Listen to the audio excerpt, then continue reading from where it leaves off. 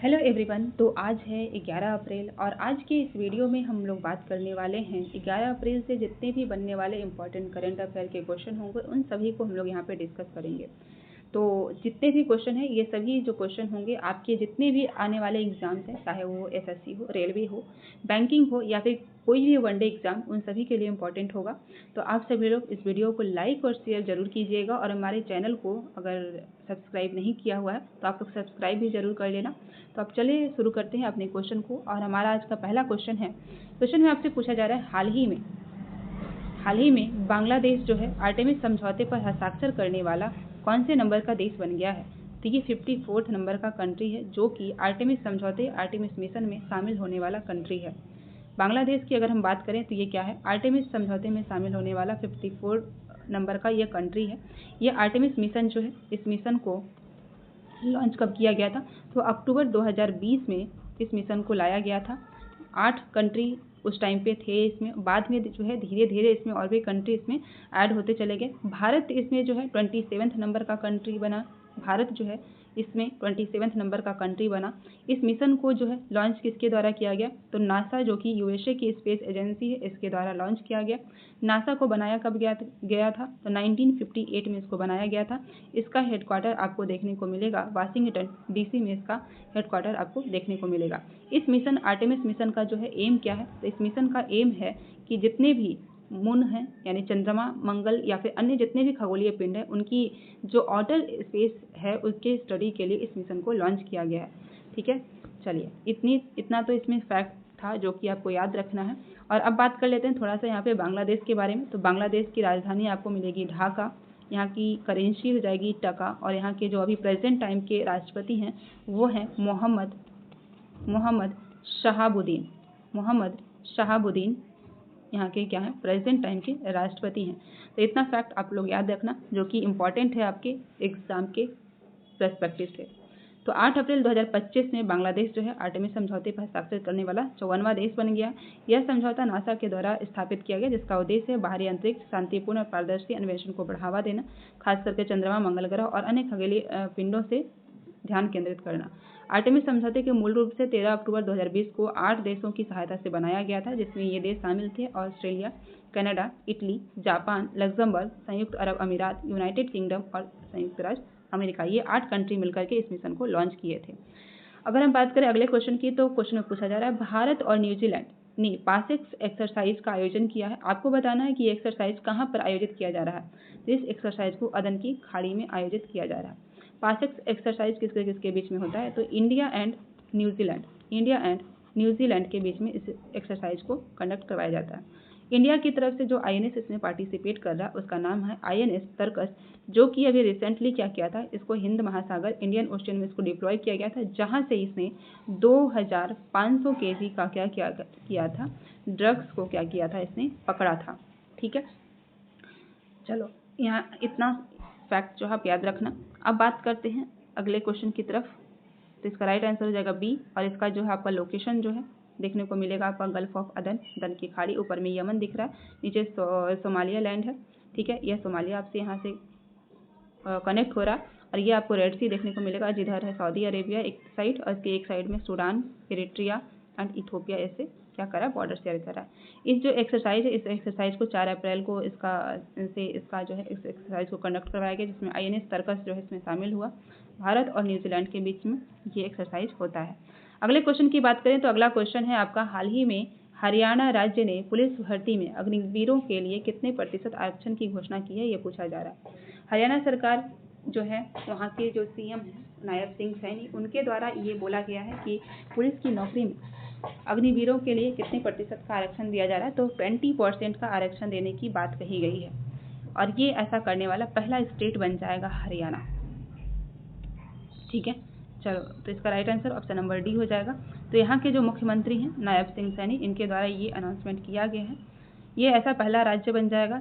और इसकी राजधानी कहाँ हो जाएगी, चंडीगढ़ इसकी राजधानी हो जाएगी। मुख्यमंत्री नायब सिंह सैनी हो जाएंगे, और राज्यपाल हो जाएंगे बंडारू दत्तात्रेय, यहाँ के क्या हो जाएंगे, गवर्नर। ठीक है, अगर हम हरियाणा की बात करें तो हरियाणा जो है 5 राज्य के साथ जो है इसका सीमा साझा होता है।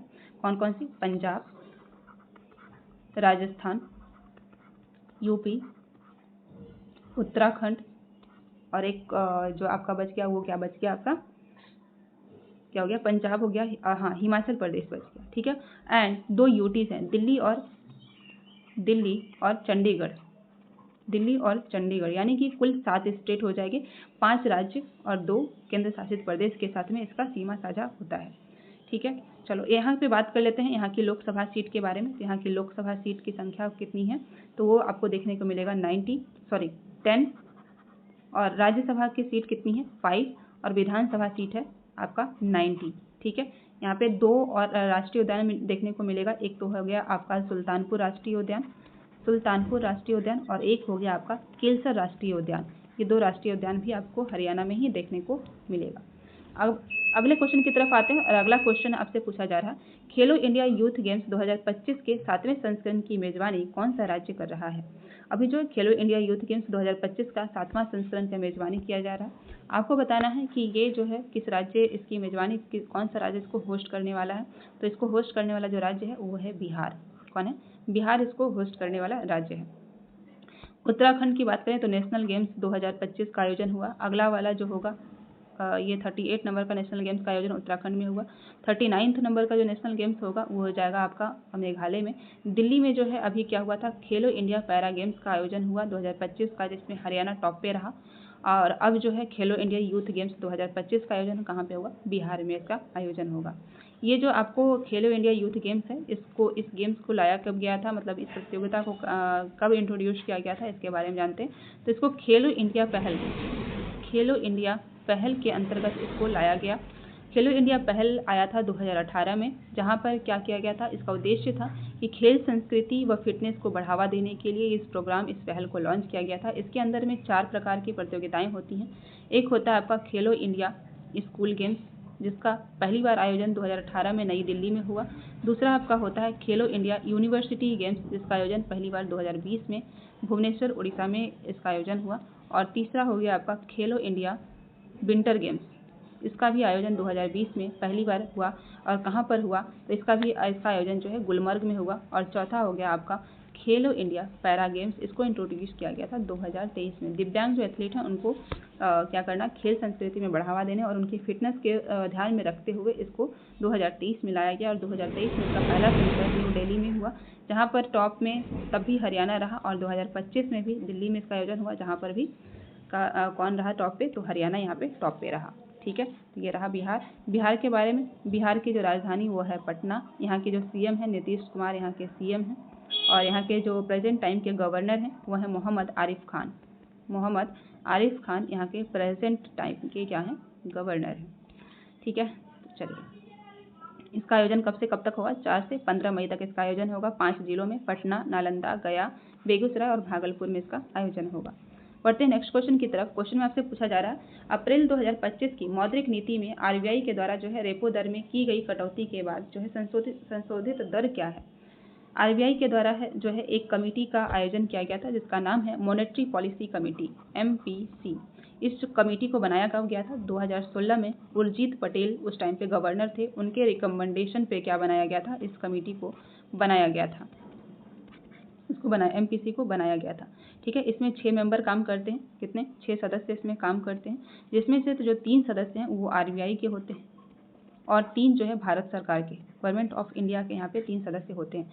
इसको हेड करते हैं आरबीआई के गवर्नर, और प्रेजेंट टाइम पे जो आरबीआई के गवर्नर हैं वो हैं आपके संजय मल्होत्रा जी, इनके द्वारा इसको हेड किया गया। और यहाँ पर जो है रिवर्स रेपो रेट, यानी कि रेपो रेट को जो है कितना किया गया है, घटा करके, तो 6% इसको रखा गया है, ताकि क्या किया जाए, आपको लोन प्रोवाइड किया जा सके ज़्यादा से ज़्यादा, ताकि लोग क्या करें, इन्वेस्टमेंट ज़्यादा से ज़्यादा करवा सकें, जिससे क्या होगा, हमारी जीडीपी में क्या होगा, ग्रोथ देखने को मिलेगा, ठीक है। 2 प्रकार के रेट होते हैं, एक तो होता है रेपो रेट और एक होता है रिवर्स रेपो रेट, ठीक है।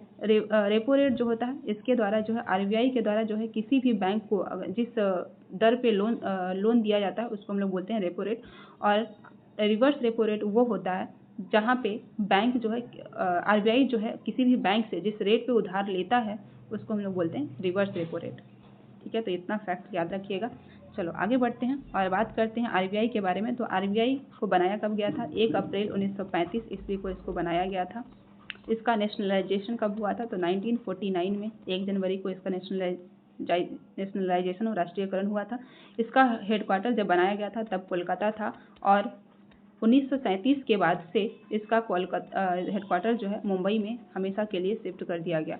इसको बनाया गया था यंग हिल्टन कमीशन के सिफारिश पर, यंग हिल्टन कमीशन के सिफारिश पर इसको बनाया गया था। ठीक है, तो ये पॉइंट याद रखिएगा। अब बढ़ते हैं नेक्स्ट क्वेश्चन की तरफ और हमारा जो अगला क्वेश्चन है वो है कि फिनटेक स्टार्टअप फंडिंग में 2025 की पहले तिमाही में भारत जो है किस स्थान पर रहा? तो भारत इसमें जो तीसरे स्थान पर रहा। पहले पे रहा आपका यूएसए, दूसरे पे रहा यूके एंड तीसरे पे रहा आपका कौन? भारत। ठीक है, तो यूएसए और यूके के बाद भारत जो है फिनटेक स्टार्टअप इंडिया में कौन से रैंक पे रहा? तीसरे स्थान पे रहा। फिनटेक स्टार्टअप की अगर हम बात करें तो फिनटेक के जो है 2 शब्द से मिलकर के बना है। एक हो गया आपका फाइनेंशियल और टेक मतलब हो गया फाइनेंशियल टेक्नोलॉजी। ठीक है, इन 2 वर्ड से मिलकर के ये फिनटेक बना हुआ है।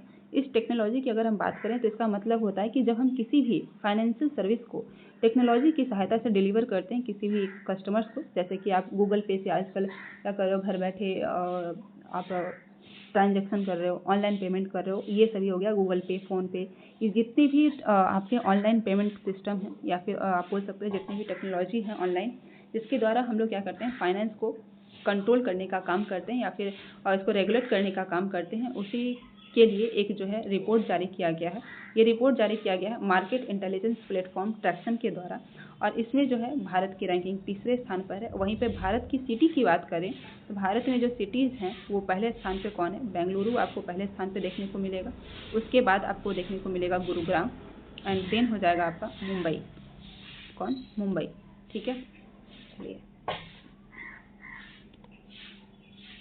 इसका right answer option number C. तो इसके बारे में भारत का फिनटेक स्टार्टअप इकोसिस्टम जुटाने में 2025 में की पहली तिमाही में अमेरिका और यूके के बाद तीसरे नंबर पर पहुंच गया है। इस रिपोर्ट को जारी कौन करता है? मार्केट इंटेलिजेंस प्लेटफॉर्म ट्रैक्सन इस रिपोर्ट को जारी करता है। अगर 2024 की बात करें तो 2024 का जो आपका चौथी तिमाही था उसमें कितना था? $154 मिलियन जो है यहाँ पे देखने को मिला था। वहीं पे 2025 की बात करें जो अभी आपका जनवरी से मार्च तक का ये रिपोर्ट आया है, इस रिपोर्ट की अगर हम बात करें तो यहाँ पर जो है कितना देखने को मिला है? तो $227 मिलियन यहाँ पे देखने को मिला है, जो कि 47% की वृद्धि को दर्शाता है। नेक्स्ट क्वेश्चन इसकी बात करते हैं। तो जल संरक्षण के लिए भागीरथी ऐप को किस राज्य के द्वारा लॉन्च किया गया है? जल कंजर्वेशन के लिए, वाटर कंजर्वेशन के लिए जो है अभी किसको लॉन्च किया गया है? तो भागीरथी ऐप को लॉन्च किया गया। आपको बताना ये किस राज्य के द्वारा इसको लॉन्च किया गया? तो वो है उत्तराखंड। उत्तराखंड के द्वारा जो इस भागीरथी ऐप को लॉन्च किया गया है ताकि क्या किया जा सके? जल कंजर्वेशन, जल संरक्षण को बढ़ावा दिया जा सके। जितनी भी नदियां हैं, झील हैं, उन सभी को क्या करना है? इस ऐप के माध्यम से पुनर्जीवित करना है। पहले तो ये डेटा इकट्ठा करना है कहाँ पे जो है नदियाँ सूख गई हैं, झीलें सूख गई हैं, उन सभी को एक डेटा इकट्ठा करके और इसको पुनर्जीवित किया जाएगा। लोगों के बीच में अवेयरनेस, जागरूकता बढ़ाई जाएगी इसके माध्यम से। ठीक है, उसके द्वारा जो है इसको क्या किया जाएगा? जल संरक्षण पे काम करने की कोशिश की जाएगी। उत्तराखंड सरकार के द्वारा इसको लॉन्च किया गया है। यहाँ के जो सीएम हैं पुष्कर सिंह धामी, इनके द्वारा इस संरक्षण को क्या किया गया है? इस मोबाइल ऐप को लॉन्च किया गया। इसका उद्देश्य होगा जल स्रोतों के संरक्षण को बढ़ावा देना और इसके लिए एक थीम लॉन्च की गई है जिसका नाम है धारा मेरी, नौला मेरा, गाँव मेरा, प्रयास मेरा। यानी कि धरती मेरी है, गाँव मेरा है, यहाँ के लोग मेरे हैं, तो प्रयास भी किसकी होगी? हमारी प्रयास होगी। इस थीम पे क्या किया गया है? इस भागीरथी ऐप को लॉन्च किया गया है जो कि उत्तराखंड का है। उत्तराखंड जो है ये कब बना था? तो ये नवंबर 2000 ईस्वी में बना था। यहाँ के सीएम कौन है? पुष्कर सिंह धामी यहाँ के सीएम है। तो आज के इस वीडियो में यहीं तक रखते हैं और अब हम लोग मिलते हैं नेक्स्ट वीडियो में। तब तक के लिए सभी को thank you so much. And एक जो है रिवीजन के पर्पज़ से एक शॉर्ट वीडियो आएगा जो कि कल का आपका जो भी क्वेश्चन मैंने बताया था आपको वीडियो में, उन सभी का रिवीजन जो है वहाँ पे हो जाएगा।